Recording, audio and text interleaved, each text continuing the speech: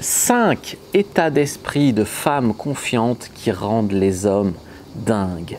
Bonjour à toutes, c'est Fabrice Julien, coach et auteur expert en séduction depuis 2010 et dans cette vidéo on va voir 5 états d'esprit de femmes vraiment confiantes qui vont rendre les hommes fous de vous. Mais avant de commencer, je vous offre un guide gratuit sur la séduction ainsi qu'une série de conseils gratuits eux aussi par email. Pour les recevoir, si vous êtes intéressé, c'est très simple. Cliquez sur le premier lien dans la description de la vidéo. Si vous êtes motivé, vous le trouverez. Abonnez-vous et activez la cloche parce que si vous ne le faites pas, YouTube ne vous préviendra pas à la sortie des prochaines vidéos et vous allez rater des pépites. Mettez un like pour me faire savoir que vous pensez que cette vidéo est utile et pour que j'en fasse d'autres comme ça ou sur ce thème-là. Si vous pensez que ce contenu est utile, partagez-le en public ou en privé, je comprendrai. Vous pouvez aussi me laisser un commentaire, je les lis tous et j'y répondrai avec grand plaisir. Le premier état d'esprit de femme confiante qui va rendre l'homme dingue de vous, c'est clairement de vous faire respecter, de poser vos limites, d'être prête à le perdre pour le gagner. Et ça passe par le fait de comprendre que peut-être le mec il vous prend pour une fille qui est là et qu'en fait vous êtes une fille qui est là, tu vois. Peut-être que le mec il vous dit ouais non, faut qu'on garde notre intimité, notre chacun, si on se voit une fois par semaine ça suffit, c'est très bien, nanana, nanana. Au début d'une relation, je veux dire, ça peut aller, je sais pas, les 3 premiers mois, les 6 premiers mois, mais si rien n'évolue, si vous ne vous voyez pas 3 ou 4 fois par semaine, si rien n'évolue dans ce sens-là, l'état d'esprit qu'il faut avoir, c'est que lui, il croit que vous êtes une femme qui est là, qui va se contenter de miettes, qui va se contenter d'un mec qui ne prend pas de risques, qui reste dans sa zone de confort et qui ne se dépasse pas pour elle, alors qu'en fait, vous êtes une femme là, une femme qui a besoin d'être heureuse 7 jours sur 7, pas 1 jour par semaine, pas 2 nuits par semaine, 7 jours sur 7, tu vois. Et ça, c'est vraiment un premier état d'esprit à avoir. Le deuxième état d'esprit que j'ai envie de partager avec vous, c'est en fait, je suis une femme féminine. Et pour cela, je m'oppose à beaucoup de croyances, comme quoi il faut être une femme forte, il faut être une femme indépendante, il faut montrer que je peux le faire, I can do it, I can do it. En fait, tu vois, si tu veux, on pourrait faire une classification des nanas. Tu as les nanas, on va dire, en bas, qui sont les nanas, je sais pas le faire, je peux pas le faire, oh là là, s'il te plaît, j'ai besoin d'un homme, aide-moi, je suis désespérée, je suis pas capable. Ça, c'est le niveau là. Tu as le niveau au milieu qui est le niveau, j'ai pas besoin de toi, je sais le faire, je vais le prouver, nanana. Pourquoi c'est pas le top ça? Parce que les nanas, elles sont en train de vouloir prouver, elles sont en train de rechercher une sorte de validation d'on ne sait pas trop qui, elles foutent le respect d'elles-mêmes, on ne sait pas trop où, voilà. Et le niveau vraiment supérieur, c'est, ouais, je sais que je suis capable de le faire, je sais que je peux le faire, mais c'est beaucoup plus drôle si c'est toi qui le fais, non? Et ça, c'est vraiment très très puissant comme état d'esprit, nana. Donc, c'est pas la question de savoir est-ce que vous pouvez le faire, est-ce que vous êtes capable de le faire, etc. Aucun homme masculin ne restera avec une femme qui ne se laisse pas aider. Tu vois ce que je veux dire? Un homme, il a besoin de prendre soin de sa femme, il a besoin d'aider une nana, il a besoin d'être gentleman quelque part. Un homme bien en tout cas. Et si vous êtes là en train de dire non, tu m'aides pas, tu fais pas ça, non, je suis capable, non, je suis ci, je suis ça. Le mec, il a besoin pour se sentir bien que vous le laissiez, je sais pas, changer l'ampoule, que vous le laissiez, je sais pas, porter un truc lourd, tu vois, ce genre de truc. Les femmes aujourd'hui, elles rechignent à ça. Elles cherchent à se valider en montrant leur force, etc. Et ça, je trouve que c'est nul. On a tous besoin des autres. Les hommes, on a besoin des femmes, je le dis sans complexe. Les femmes, vous avez besoin des hommes, etc. Et pas pour, effectivement, pas pour gagner un salaire, pas pour changer une ampoule, pas pour porter vos courses. Mais c'est ridicule. Mais on a besoin pour la survie de l'espèce, on a besoin pour l'équilibre, pour être heureux. Chacun, on a besoin l'un de l'autre sexe. Et je ne parle pas ici de l'homosexualité, mais vous comprenez ce que je veux dire. On a besoin de quelqu'un, quoi. On a besoin d'un couple, tu vois.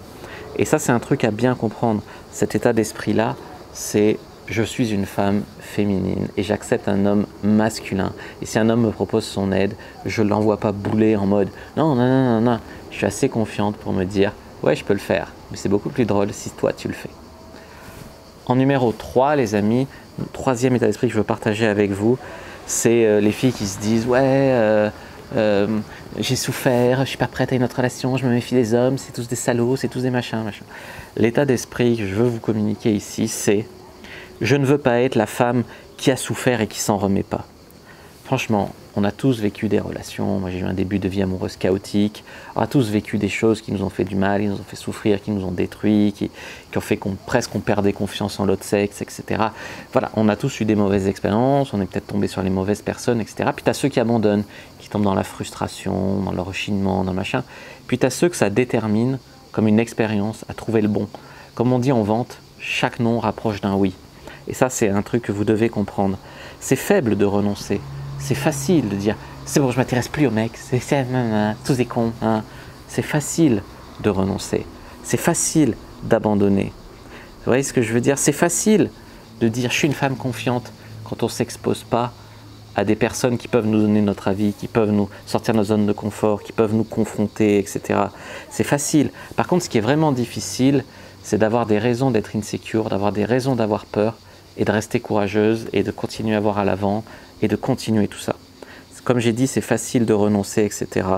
Mais vous ne voulez pas être cette nana qui est entourée d'un mur de croyances limitantes et négatives, et qui broie du noir et qui finit frustrée, qui finit, voilà, la mal baisée qui a raté sa vie, quoi, voilà.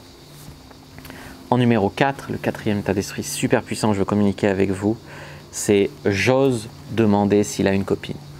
Beaucoup de nanas sont là à dire « je ne veux pas lui demander s'il a quelqu'un, je passe, parce que ça ferait trop désespéré, ça montrerait trop mon intérêt, ça serait trop needy, ça machin, machin, machin ». Vous vous faites des films, du coup, vous vous rentrez dans des relations à la con, où vous ne savez pas si le mec qui vous plaît, il a quelqu'un, il n'y a pas quelqu'un, vous espérez, vous essayez de deviner à travers un mot qu'il a dit, que vous essayez d'interpréter, ça rend fou. Ça va vous rendre folle. Donc vraiment, il n'y a pas besoin d'avoir l'air de miser votre vie quand vous lui demandez s'il a une copine. Vous lui demandez s'il a une copine, sur le ton de la conversation, sur le ton rigolo, etc. Si il veut comprendre que vous êtes intéressé parce que lui-même est intéressé, eh ben il comprendra. Si il ne veut pas comprendre, si vous dit qu'il a quelqu'un, vous serez fixé. Voilà. Et ce que je veux dire, c'est que ça vous évitera d'aller boire un café avec un mec en pensant que c'est un date. Lui, il a une copine, il va boire un café parce qu'il pense que sa collègue de boulot veut boire un café. Tu vois, ça évitera vraiment ce genre de malentendu. Osez demander s'il a une copine, ça ne vous donne pas l'air désespéré si vous le faites sur le ton de la petite conversation.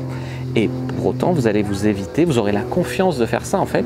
Et sachez que les hommes, on est beaucoup attirés par les femmes avec qui on sait qu'on a un ticket.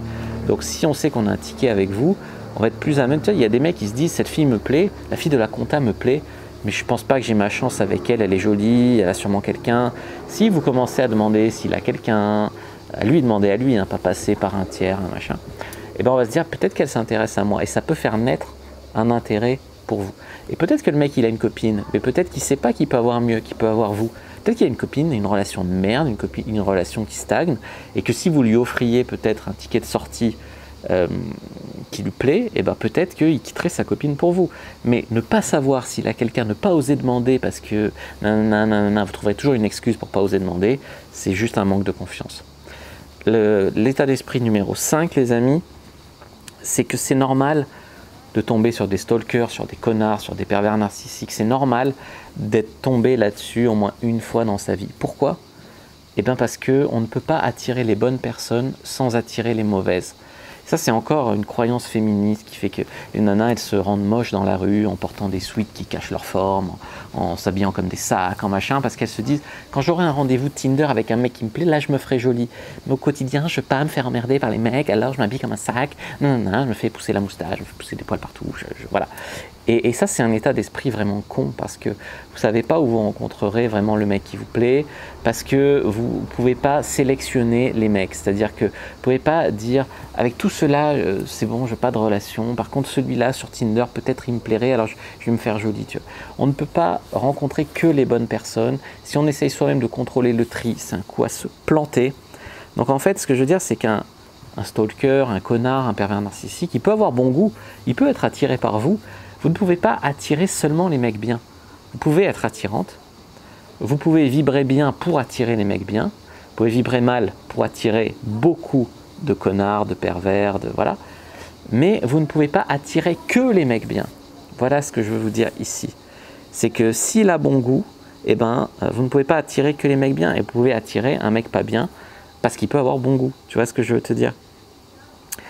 Vous devez comprendre une chose vraiment très importante, c'est que 90% des nanas font de la merde dans leur relation amoureuse. Il y a combien de femmes qui osent aller parler à un mec qui leur plaît?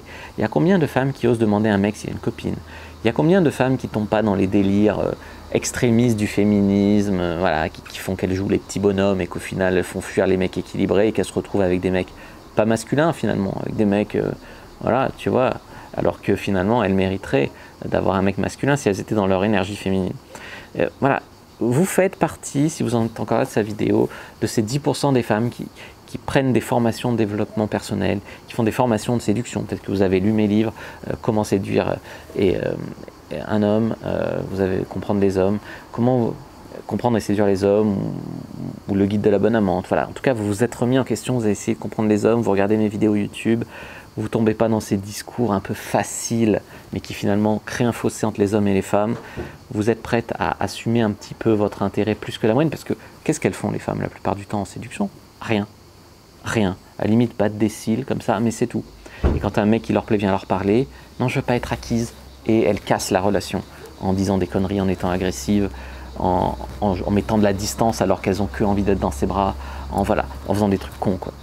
Et donc, au final, vous faites déjà partie des 10% des femmes qui ont de la proactivité, et ça c'est déjà beaucoup.